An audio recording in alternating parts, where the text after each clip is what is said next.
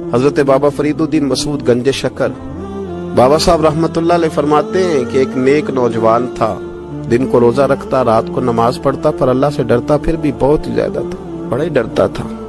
موت کا وقت آیا تو ماں ہی تھی بس اس کی، تو ماں سے کہنے لگا اماں میری ماں ہے، میرے ساتھ 3 وعدے تو کر۔ اس نے کہا پتر تو بتا، آخری ہجکی لے رہا ہے اور اس غریبنی ماں سے تو وعدہ لے رہا ہے، بتا کیا وعدہ۔ عرض کرنے لگا اماں جب میں مر جاؤں نا تو میرے گلے میں رسی ڈال کے تو مجھے گھمانا گھر کے صحن میں، اور لوگوں کو کہنا جو رب کی نافرمانی کرے اس کا یہی حال ہوتا ہے۔ یہ اعلان کرنا جو اللہ کے نافرمان ہوں ان کا یہی اشر کیا جانا چاہیے۔ اور اماں پھر دوسرا وعدہ کر، میرا رات کو جنازہ اٹھایا جائے، میں نہیں چاہتا کہ کسی کے منہ سے یہ لفظ نکل جائیں کہ وہ دیکھو اللہ کا نافرمان جا رہا ہے، رات کو میرا جنازہ اٹھانا۔ اور اماں تیسرا میرے ساتھ وعدہ کر کہ لوگ مجھے دفن کر کے آ جائیں گے تو تو میری قبر پہ چلی جائے گی۔ عمل میرے پاس کوئی نہیں، پر مجھے لگتا ہے ماں کے قدموں کی برکت سے عرش کا مالک بھی رحم فرمائے گا، اماں تو وعدہ کر۔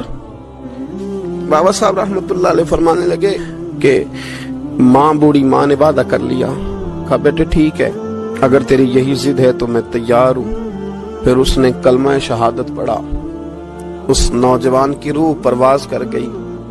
بوڑھی ماں نے رسی منگائی تو وَلِمَنْ خَافَ مَقَامَ رَبِّهِ جنتان، جو ڈر جائے، اس نے تو کہا تھا نا کہ رسی ڈال کے گھمانا اور کہنا یہ اللہ کا نافرمان ہے، اس کا یہی اشر ہونا چاہیے تھا۔ لیکن جب ماں گلے میں رسی ڈالنے لگی تو گھر کے ہر کونے سے آواز آنے لگی، خبردار یہ رب کا دوست ہے، اللہ کے دوستوں کے ساتھ اس طرح کا معاملہ نہ کیا جائے، اسے چھوڑ دیا جائے۔ اور کہا تمہیں کچھ بھی اور کرنے کی ضرورت نہیں ہے، یہ تو رب کا دوست ہے اور رب کی بارگاہ میں حاضر ہو گیا۔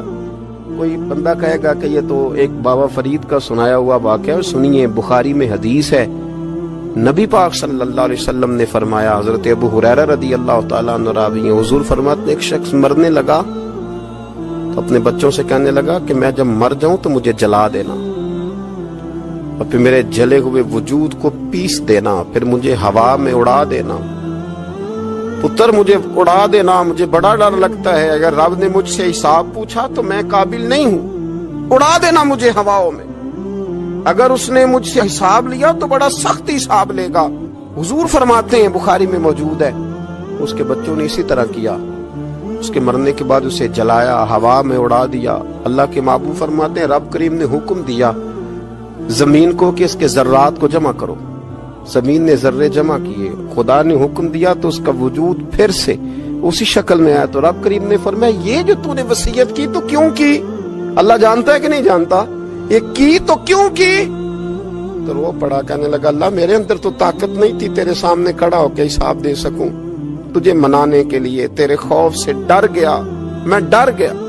اگرچہ ہمارے بزرگوں نے لکھا ہے کہ آج یہ وصیت کرنا، اس رنگ میں یہ طرز اختیار کرنا درست نہیں، لیکن آپ غور فرمائیے کہ نبی پاک علیہ السلام فرماتے ہیں جب اس نے کہا نا اللہ تجھ سے ڈر کے یہ کیا، تو رب کریم نے فرمایا جا پھر میں نے تیری مغفرت کر دی، کیونکہ اللہ کو پتا تھا یہ دل سے بات کر رہا ہے۔